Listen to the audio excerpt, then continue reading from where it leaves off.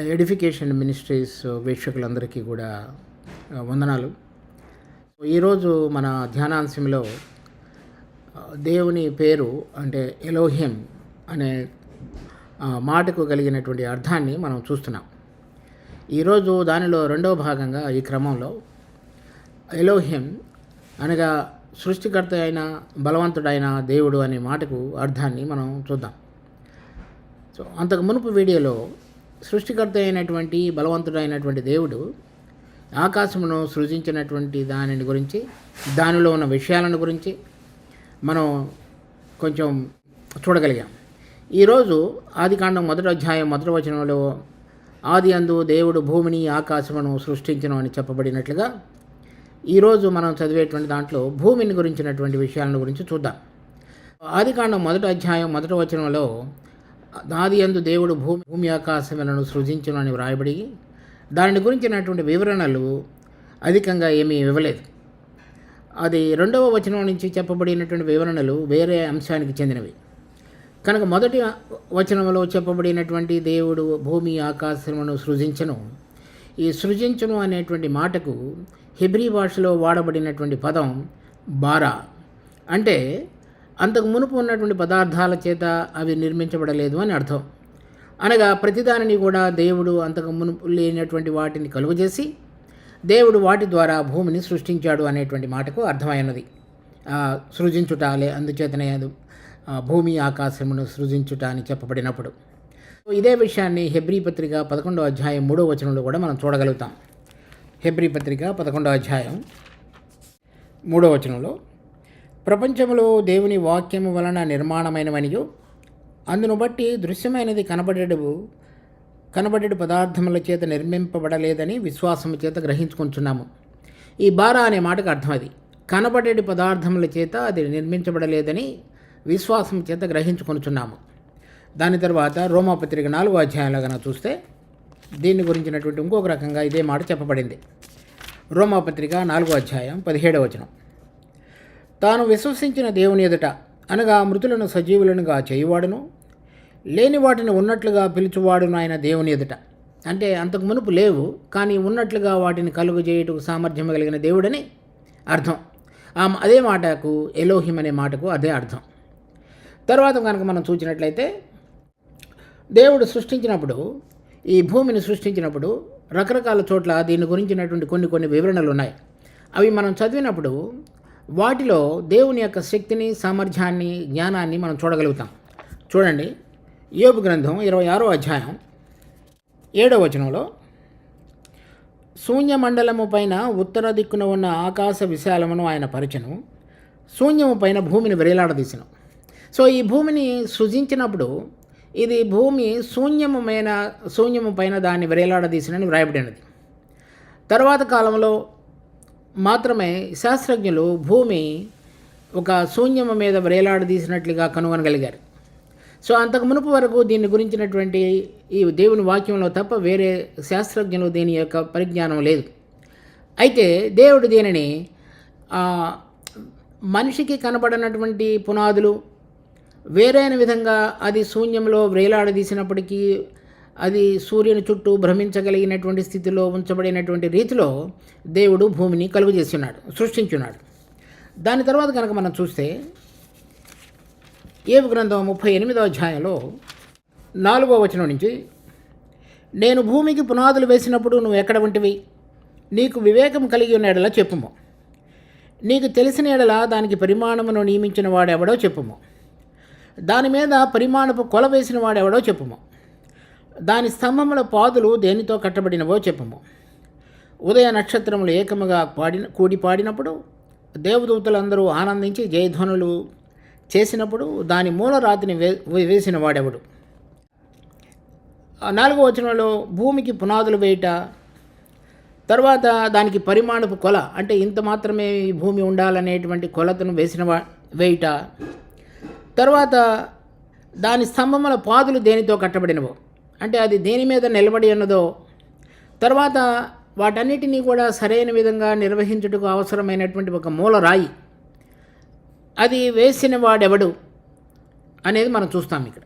అంటే ఈ శూన్యము మీద వేలాడదీయబడిన ఒక మాట రాసినప్పటికీ అవన్నీ కూడా స్థిరంగా ఉండగలిగినట్లుగాను, తర్వాత చక్కగా ఒక సూత్రం ద్వారా అతకబడి వాటి యొక్క పరిధుల్లో మాత్రమే ఆ భూమి ఉండగలిగినట్లుగాను దానిని దేవుడు సృజించున్నాడు.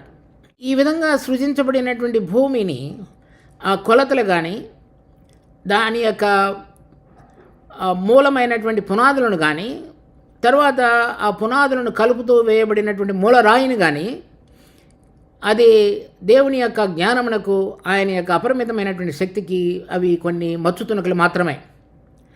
దాని తర్వాత కనుక మనం చూసినట్లయితే కీర్తనలు 24వ అధ్యాయం ఎక్కడ దానికి పునాది వేశాడనే మాటని కీర్తనకారుడు ఈ విధంగా చెప్తున్నాడు. 2వ వచనంలో, ఆయన సముద్రము మీద దానికి పునాది వేసను, ప్రవాహ జలముల మీద దాన్ని స్థిరపరచను.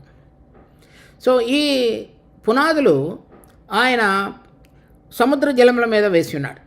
అనగా దీని కింద ఉన్నటువంటి ఒక ఉపరితలం ఏదైతే ఉన్నదో అది సముద్రం, దానిలో వేయబడినటువంటి పునాదుల మీద ఈ శూన్యంలో ఇంత పరిమాణం అనేది దేవుడు దానికి నిర్ణయించి ఒక మూలరాతిని మనకి అదృశ్యమైన రీతిలో ఉంచి అది వ్రేలాడదీయబడగలిగేటట్లుగా చేసి ఆయన ఉంచున్నాడు. అది మనుషులు జీవించగలగటానికి పనికి రాగలిగిన విధంగా ఉంచున్నాడు. ఆ విషయాన్ని యెషయా గ్రంథం 45వ అధ్యాయంలో చూస్తాం. 18వ వచనం, ఆకాశములకు సృష్టికర్తయగు యెహోవాయే దేవుడు, ఆయన భూమిని కలుగజేసి దాన్ని సిద్ధపరిచి స్థిరపరచును. సో ఈ విధంగా దానిని సిద్ధపరిచి స్థిరపరచున్నాడు. అంటే అది అటు ఇటు కలవదలకుండాను దాని యొక్క కక్షలోనూ పరిమాణం చొప్పున అది చక్కగా భ్రమించి అది సూర్యుని నుంచి కాంతిని తీసుకొని మన అందరము జీవించడానికి అవసరమైనటువంటి ఉష్ణోగ్రతను ఇవ్వగలగటానికి పనికి రాగలిగిన విధంగా దేవుడు దానిని స్థిరపరిచుంటున్నాడు. నిరాకారంగా ఉండినట్లు ఆయన దాన్ని సృజింపలేదు, నివాస స్థలమగినట్లుగా దాన్ని సృజించను. కనుక మనం నివసించగలగటానికి అనుకూలమైన రీతిలో దానిని దేవుడు కలుగజేసి ఉన్నాడు. దీన్నే విషయాన్ని మరలా సామెతల కర్త 8వ అధ్యాయంలో ఈ విధంగా మాట్లాడతాడు. సామెతలు 8వ అధ్యాయం 26వ వచనం, భూమిని దాని మైదానములను ఆయన చేయకమునుపు, నేల మట్టిని రవంతయు సృష్టింపకమునుపు నేను పుట్టితిని. ఇక్కడ భూమి మీద ఈ భూమిగా ఇది మార్పు చెందటానికి మునుపు ఆ మట్టి ముందుగా చేయబడి తర్వాత అది భూమిగా మారుతుంది అనేటువంటి దానికి అర్థం వచ్చేటట్లుగా ఇక్కడ సామెతల కర్త ఆ జ్ఞానం అనేటువంటి మన ప్రభు అయిన యేసుక్రీస్తు మాట్లాడుతున్నటువంటి మాటలుగా మనం దీన్ని ఇక్కడ చూస్తాం. ఈ ఆదికాండం 1వ అధ్యాయంలో 1వ వచనంలో చూడబడినటువంటి దానికి గుర్తుగా ఈ విషయాలన్నీ కూడా హెబ్రీ పత్రిక 11వ అధ్యాయం 3వ వచనంలో కనబడేడు పదార్థముల చేత నిర్మించబడలేదని, లేని వాటిని ఉన్నట్లుగా పిలుచువాడని రోమాపత్రిక 4:17లోను, తర్వాత యోబు గ్రంథంలో దానికి పరిమాణమును నిర్ణయించి పునాదులు వేసి స్తంభముల మీద నిలిపి తర్వాత మూలరాతిని వేసి తర్వాత అది శూన్యం మీద వేలాడదీసి తర్వాత సముద్రంలో దానికి పునాదులు వేసి ఇక్కడ మనం చూస్తున్నట్లుగా దానికంటే మునుపు ఆయన నేల మట్టి రవ్వంతయు సృష్టించబడక మునుపు, అంటే దీని ద్వారా భూమి అంతయు కూడా రాగలిగినదనే అర్థానికి మనం చూస్తున్నాం ఇక్కడ. తర్వాత 29వ వచనంలో, జలములు తమ సరిహద్దులు మేరకున్నట్లు ఆయన సముద్రమునకు పొలిమేరను ఏర్పరిచినప్పుడు, భూమి యొక్క పునాదులను నిర్ణయించినప్పుడు, మరలా భూమి యొక్క పునాదులను ఆయన నిర్ణయించి అది స్థిరపరచబడగలిగేటట్లుగా దేవుడు దాన్ని ఉంచున్నాడు. తర్వాత కనుక మనం చూస్తే జకర్యా గ్రంథం 12వ అధ్యాయం 1వ వచనం,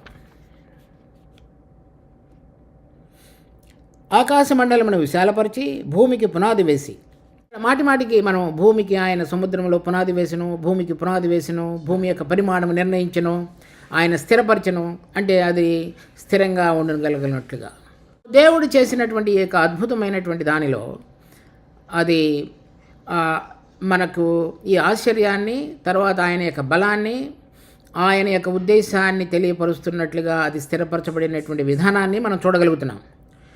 కానీ దాని తర్వాత కనుక మనం ఆదికాండం 1వ అధ్యాయం 2వ వచనంలో చూసినప్పుడు, భూమి నిరాకారముగాను శూన్యముగాను ఉండెను, చీకటి అగాధ జలము పైన కమ్మి ఉండెను.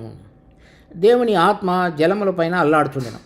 ఈ 2వ వచనంలో ఉన్నటువంటి భూమి నిరాకారముగాను శూన్యముగాను ఉండెను. మనం చదివినటువంటి యెషయా గ్రంథం 45వ అధ్యాయం 18వ వచనంలో ఆయన భూమిని నిరాకారముగా సృష్టింపలేదు, నివాస యోగ్యమగినట్లుగా ఆయన దానిని సృజించునని వ్రాయబడినది. సో ఈ వచనానికి 45వ అధ్యాయం యెషయా గ్రంథం 18వ వచనం చూసుకున్నప్పుడు రెండు కూడా భిన్నంగా కనపడుతున్నాయి. అనగా యెషయా గ్రంథం 45వ అధ్యాయం 18వ వచనంలో చెప్పబడినటువంటి మాట ఆదికాండం 1వ అధ్యాయం 1వ వచనంలో దానికి గుర్తుగా ఉంది. ఈ 2వ వచనంలో చెప్పబడుతున్నటువంటి మాట దాని తర్వాత జరిగినటువంటి సంఘటనల వల్ల ఈ భూమి నిరాకారంగాను శూన్యంగాను మార్చబడింది. నిరాకారంగా ఎందుకు మారిందో, అది ఏ విధంగా శూన్యంగా చేయబడి చీకటి అగాధ జలముల మీద అల్లాడుతున్నదో దాన్ని గురించినటువంటి వివరణ ఇప్పుడు చూడటం లేదు. కానీ తర్వాత 10వ వచనంలో చూసినప్పుడు అదే అధ్యాయంలో దేవుడు ఆరిన నేలకు భూమి అని పేరు పెట్టెను, జలరాశికి ఆయన సముద్రములని పేరు పెట్టెను, అది మంచిదని దేవుడు చూసెను. ఇక్కడ ఆ నీళ్లలో మునిగిపోయినటువంటి భూమిలో నుంచి నీళ్లను వేరుపరిచి ఆరిన నేలకు ఆయన భూమి అని పేరు పెట్టినాడు. కనుక ఇక్కడ మనం చూస్తున్నటువంటి ఇప్పుడు 10వ వచనంలో చెప్పబడుతున్నటువంటి భూమి, ఇప్పుడు మనం జీవిస్తున్నటువంటి భూమి రెండు ఒకటే. ఆదికాండం 1వ అధ్యాయంలో చెప్పబడినటువంటి భూమి వేరైనది. అది జరిగినటువంటి కొన్ని మార్పుల ద్వారా ఈ విధంగా అది నీళ్ల చేత ముంచివేయబడటం ద్వారా అది వేరుగా ఉండుటను బట్టి దేవుడు మరలా ఆ నీళ్ళంతటినీ కూడా వేరుపరిచి ఆరిన నేలకు భూమి అని పేరు పెట్టి ఉన్నాడు. ఇదే విషయాన్ని 2వ పేతురు 3వ అధ్యాయం 5-6 వచనాలలో కూడా మనం చూడవచ్చు. కానీ అది ఒక్కసారి నేను చదువుతాను, దాని గురించిన వివరణలు ఇప్పుడు ఈ సందర్భంగా మాట్లాడటలేదు. 2వ పేతురు 3వ అధ్యాయం 5-6 వచనాలు. ఏలయనగా పూర్వము నుండి ఆకాశముండిననియు నీళ్లలో నుండియు నీళ్ల వలన సమకూర్చబడిన భూమియు దేవుని వాక్యము వలన కలిగినవనియు వారు బుద్ధిపూర్వకంగా మరుతురు. ఇప్పుడు మనం చూస్తున్నటువంటి ఆదికాండం 1వ అధ్యాయం 10వ వచనంలో చెప్పబడినటువంటి భూమి నీళ్లలో నుండి కలిగినదని వారు బుద్ధిపూర్వకంగా మరుతురు.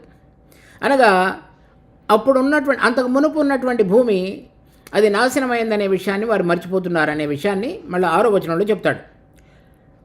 ఆ నీళ్ల వలన అప్పుడున్న లోకము అంటే ఆదికాండం 1వ అధ్యాయం 1వ వచనంలో ఉన్నటువంటి లోకము అనగా భూమి మాత్రమే కాదు, భూమి ఆకాశం కూడా కలిపినటువంటి దాన్ని మనం లోకం అనవచ్చు.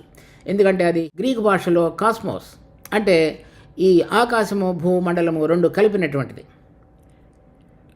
ఈ వరదలో మునిగి నశించను. ఈ నోవాహు సమయంలో మునిగిపోయినది భూమి మాత్రమే, లోకమంతయు కాదు. అంటే పైన ఉన్నటువంటి ఆకాశ మండలంలో ఎటువంటి చలనము రాలేదు. ఇక్కడ ఈ ఆదికాండం 2వ అధ్యాయంలో జరిగినటువంటి దానిలో లోకము అంటే ఆకాశంలో ఉన్నటువంటివి భూమి మీద ఉన్నవి రెండు కూడా అవి మునిగిపోయినాయి, లేక వాటి యొక్క సృష్టించబడినటువంటి ఉద్దేశం నుంచి పక్కకు తప్పినట్లుగా మనం చూస్తాం. ఈ విషయాలలో ఈ దేవుని యొక్క వాక్యంలో మనం చూస్తున్నటువంటివన్నీ కూడా ఎంతో అద్భుతమైనటువంటి దేవుని యొక్క శక్తినికి గుర్తుగా కనబడుతున్నాయి. ఈ విధంగా నీళ్లతోటి మునిగిపోయినటువంటి అప్పుడున్నటువంటి భూమి మరలా తిరిగి పునరుద్ధరించేటువంటి దేవుని యొక్క శక్తి కూడా ఈ ఆదికాండం 10వ అధ్యాయంలో మనం భూమిని దేవుడు తిరిగి పునరుద్ధరించుట అనే విషయాన్ని చూస్తాం. ఆదికాండం 1వ అధ్యాయంలో దేవుడు భూమిని సృష్టించుట అనే విషయాన్ని చూస్తాం. ఆదికాండం 1వ అధ్యాయం 10వ వచనంలో దేవుడు భూమిని పునరుద్ధరించుట అనే విషయాన్ని చూస్తాం. తర్వాత కొన్ని వచనాల్లో కనుక మనం చూస్తే 15వ వచనం నుంచి 19వ వచనం వరకు సూర్యుడు, చంద్రుడు, నక్షత్రాలు వీటన్నిటిని కూడా దేవుడు కలుగజేశాడు. అవన్నీ కూడా సృష్టించబడినవి కావు.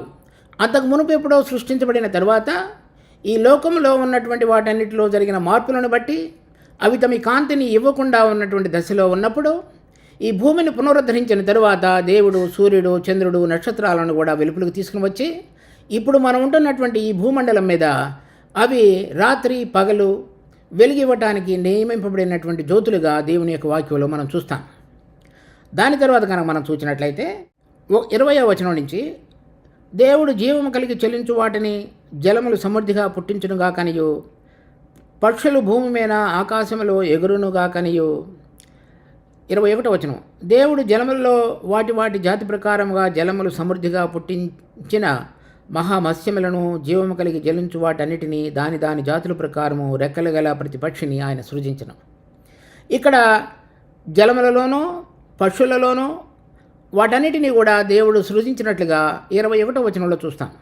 ఇక్కడ మరలా వాడబడినటువంటి సృజించుట అనేటువంటి మాట బారా, అనగా అంతకు మునుపు లేనటువంటి పదార్థముల చేత సృష్టించబడినవి అని అర్థం. ఇక్కడ సూర్యుడు, చంద్రుడు, నక్షత్రాలను ఆయన కలుగు చేసినప్పుడు ఆ మాట వాడలేదు. దానికి వేరైనటువంటి హెబ్రీ పదం వాడబడింది, అది ఆశ, అనగా ఉన్న వాటి చేత అవి చేయబడినవి అని అర్థం. ఇక్కడ 21వ వచనంలో చూసినప్పుడు లేని వాటి చేత వాటిని ఆయన కలుగు చేసి ఉన్నాడనే మాటకు తెలుగులో చక్కగా సృజించును అని వ్రాయబడినది. సృజించుట, చేయుట. సృజించుట అనగా లేని పదార్థముల చేత ఆయన వాటిని కలుగు చేసి ఉన్నాడని, చేయుట అనగా ఉన్న వాటితోటి ఆయన వాటిని కలుగు చేసి ఉన్నాడని అర్థం.